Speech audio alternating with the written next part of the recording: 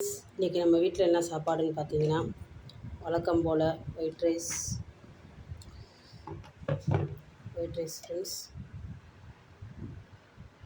White rice,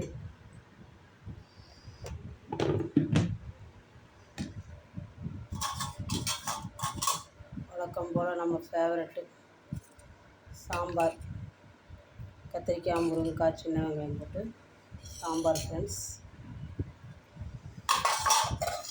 பார்த்திங்கன்னா அதே கத்திரிக்காய் போட்டு எண்ணெய் கத்திரிக்காய் எண்ணெயில் வந்து கத்திரிக்காய் வதக்கி விட்டு எண்ணெய் கத்திரிக்காய் மாதிரி பண்ணி வச்சு ஃப்ரெண்ட்ஸ்.